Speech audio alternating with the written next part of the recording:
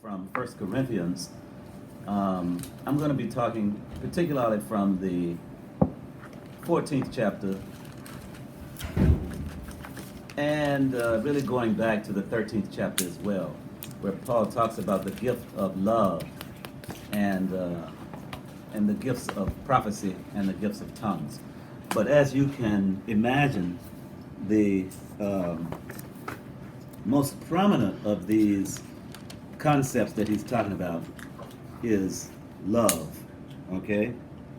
And he writes a very familiar love sonnet that a lot of people use mistakenly, I think, for various venues, including weddings and other kinds of things. But he writes to the church at Corinth, "If I speak in the tongues of men and of angels, but do not have love, I am a noisy gong or a clanging cymbal. And if I have prophetic powers and understand all mysteries and all knowledge, and if I have all faith so as to remove mountains but do not have love, I am nothing. If I give away all my possessions, and if I hand over my body so that I may boast, but do not have love, I gain nothing." This is a very sweeping statement about the power of love over all of these other concepts. And he says, love is patient, love is kind, love is not envious or boastful or arrogant or rude, does not insist on its own way. It is not irritable or resentful. It does not rejoice in wrongdoing, but rejoices in truth, bears all things, and so forth. And then he talks about really what I'm going to call the power and presence of love. And in verse 8, he says, love never ends. Love never ends.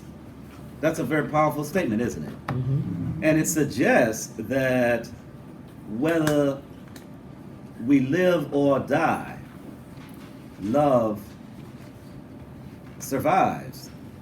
So love is never ending. It has no finiteness to it. Love then, therefore, is an infinite concept. And it would seem to me very powerful if we as a community, as a people, could understand the real power of love. Now, what that suggests to me is that as a community, as a people, we should be in search of love among our own people, among our communities. And if we were really in search of love, I'd like for you to just use your imagination and think about what the world would be, what our community would be, okay? If we were really in search of the kind of love that we are talking about here. And what I'm suggesting is that in order for that to happen and for us to come to a better understanding of the meaning of love, that would be nothing short of revolutionary, okay? The great Danish philosopher Søren Kierkegaard says that love is a revolution. Love is a revolution. Isn't that something? And Paul says to the church at Corinth that love never ends. His whole discussion here talking about how patient love is, love is not envious or boastful and so forth or rude. In many ways, he is kind of making fun of the church at Corinth, saying that love is nothing like you. My Lord. I mean, that's what he said. You bunch of rude people, you bunch of impatient folk who are boastful and arrogant, all puffed up. He's saying that love is not any of these things. So he couches this critique in what love is not. Okay? He doesn't say blatantly that, you all are this and that, but he says, no, love is not this and so forth. Love is kind. Love is patient. What he's saying to the Corinthian folk is that you are unkind and impatient. Love is not envious or boastful or arrogant. So he couches this whole critique in what love is not. Okay? So then, the question is, how much love do we have in the churches, in the families, and in the communities? How loving are we? Use your imagination just for a minute and think about the fact that suppose all of a sudden we became great ambassadors of love. Suppose we became great lovers of one another, of the community, of the church, of society, of culture. You can almost begin to visualize what the world would be. There would be an immediate reduction in crime. There would be an immediate reduction in hate. There would be an immediate reduction in the kinds of vitriol that we show toward one another. Immediately. Because love then would revolutionize our whole concept of humanity. What would it look like for us to love one another? What would that look like, Rashad? What would that look like, Amanda? How would that feel?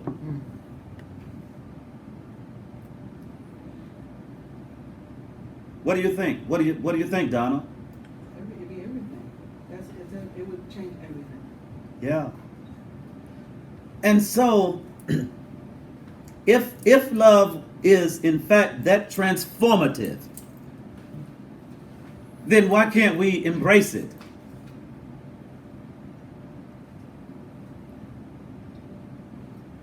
Why is there so much tension, so much jockeying for power and authority and so forth within our communities and really within ourselves? What does it mean? And then, my beloved brothers and sisters, Paul says to the church at Corinth, love seeks not its own. What about that? Love seeks not its own. That love is not first and foremost concerned about the self and about our egoistic proclivities and tendencies. That love in practice is a sublimation of the ego. Isn't that wonderful? Is that possible? How many of you are so ego driven? Just raise your hands. All of y'all can just raise your hands. Yeah. You know? I know we're not going to admit it because we operate in this dialectic of the real and the ideal. And so we think of ourselves as often something more highly than we ought. Okay? But this is the critical thing. And he ends by saying, now faith, hope, and love abide, these three. And the greatest of these is love. Love trumps faith. Love trumps hope. And previously in verse 8, love trumps death. Love never ends. Love never ends, he says. Now that's something that we can think about as a people, as a community. Love is unending. Faith, hope, love, all of these things, but the greatest of these is love. Now, I don't have to talk to you about these various notions of love, both that the Greeks had and so forth, because ultimately he's talking about agape love. Agape love, love as agape, the love of God. But we could argue, we could say that agape love is a part of any form of love, whether erotic, whether philia, whatever type of love that the Greeks had words for, agape, eros, philia. But agape love, the love of God, is infused in any type of love. Okay? God's love. For God loved us so much that he gave his only Son, Jesus Christ, that whoever believes in him shall not perish but have everlasting life. That, I think, is a critical component of love. Now, the critical thing is that when we talk about issues like this, what do they make you think? How do they propel you to think? What comes to your mind? What comes to your understanding and consciousness about the needs that exist in our communities, in our churches, in our families, in our homes for transformation? Okay? How does our discussion of love propel us to transform? So then, what one thing does this text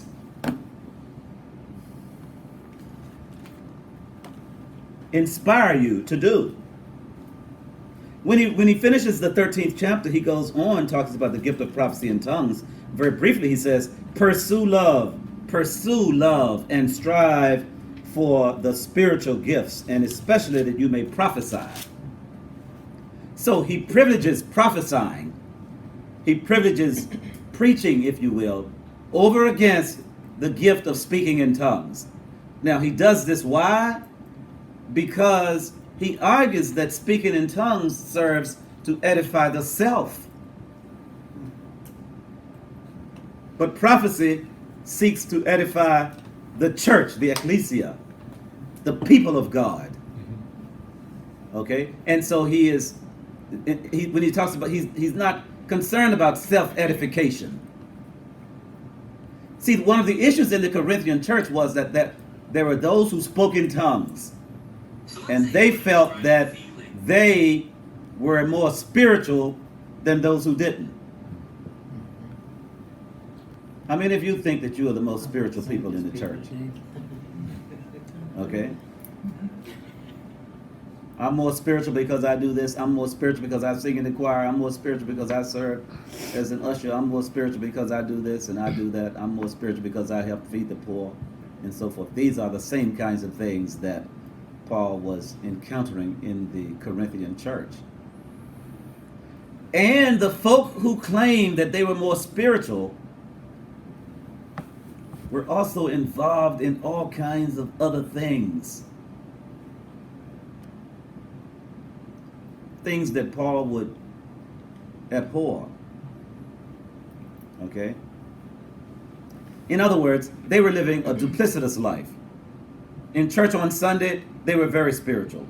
Their spirituality manifested itself in speaking in tongues, shouting, or whatever else. That was the manifestation of their spirituality. But under the cloak of night, they were doing all kinds of other evil acts. Okay? And it was this kind of duplicity that he was speaking against in a very real sense.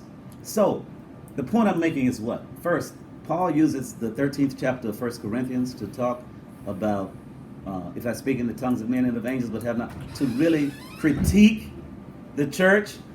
He uses that to critique them and to talk about love as not being love.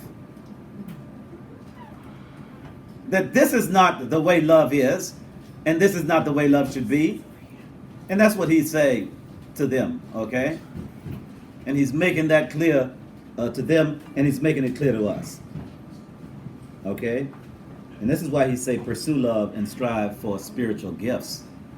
Strive for spiritual gifts. That's the critical thing. And I think that's what we're called to do today. Are there any questions about this predominance of love? Yes, ma'am. You have- No question. I love it. I don't have any questions.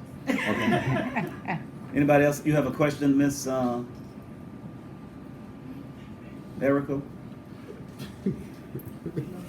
No? Anybody up here? No? Lisa, you have any comments you want to make? Any wisdom? No, I just would say that love is living dangerously. There's risk and sacrifice and loss. Okay. Yeah. It's dangerous and it's the love. Just imagine how we would be as a people if we could really embrace the concept of love toward one another. Okay? I'm convinced that our communities and our neighborhoods and our churches and our families would be completely transformed, turned upside down, and people wouldn't know what to make of it. Right. Folk would be scratching their heads. If we approach our work with that mindset, like, if I love you, I can't let any of you be hungry. Like, if I love you, you can't be hungry, and that be okay with me. Like, if we approach ministry with that mindset, yes, people will be confused. Like, y'all gonna go broke. We're not gonna go broke, because the people, we love each other. The people with money are gonna contribute. The people that need to do the work are gonna do the work. Like, that really is the answer to, like, social justice. It's an issue of lack of love. It's an issue of loving myself more than I love the other people in the world that I'm taking advantage of. That's a good perspective. To get the stuff that I want. It's like, it would be it is everything. Absolutely, absolutely. That's very powerful. That's very powerful. And if we could understand that, then I think we could really grow as a people and as a community. And we would just be we would be a model community, a model people. Okay? But we wouldn't just be going through the motions. Okay? But we would understand that action is critical and important. Love is an action, it's an action verb. Okay? And so it is manifested in demonstration. Okay? I think that is the critical component of what it is that we are advancing. Any questions on this very critical New Testament concept, and this very critical concept in the life of the church? Love. Love never ends. Love seeks not its own. Love always puts the other first. Love is other-oriented, not self-oriented. It is other-oriented. Now that's almost contrary to what we are taught from toddlers. Because we often taught to look out for the self, look out for number one, do this and do that and blah, blah, blah. But love is about otherness, a manifestation of otherness, and a creation of understanding the priority of the other. Yes, ma'am. Okay, you were talking about showing it. Well, like when we have our big conferences where we come together from all the different churches, why don't we actually demonstrate that? Like maybe have a massive food or clothing drive where when we all come together from all those various churches right here on campus actually have a massive, say, clothing drive or a massive food drive where we all together show the community, okay, we're not just talk, we are actively showing you that we are serious about what we talk about, what we preach about, and show them right here in this community. Right. And I think Here we are from all different churches, you know, coming together to actively show you that, look, we are showing you that we can work together, we can do this together, that we can do it here, and then we can take it and do it together outside of these walls. That might be your right, and I think that I agree with that to a large extent, but I also think that the concept or the practice of love has to begin within us as an internal phenomenon first, and then branch out toward otherness. Now, for many people in our own community, one of the key concepts that has to be taught is self-love. That is to have a kind of love of the self. And by that I mean self-esteem. Okay? Because I tend to think that a lot of the violent crimes, acts against one another, are manifestations of a type of self-hatred. Okay? Yeah. Now, if we were to love ourselves, it would be more difficult for us to harm one another. Because how could I harm Anne when she looks just like me? How could I do that? I mean, what is the disconnect in my consciousness that will make that kind of thing happen? Bell Hooks does a deep dive in the book, Rock My Soul, Yes, about self-esteem in our community. absolutely. And that's very, very critical. Very, very critical and very important. Did I see a hand? Yes. Yes, well, you basically said what I was going to say. Because I was going to say, if love is about otherness, then what about those who don't know how to love themselves? They're unable to love someone else. Yes. So that has to be something that we have to work on as a people. It has to be a starting point, and we have to move in there. All right? Give yourselves a big round of applause. Thank you so much.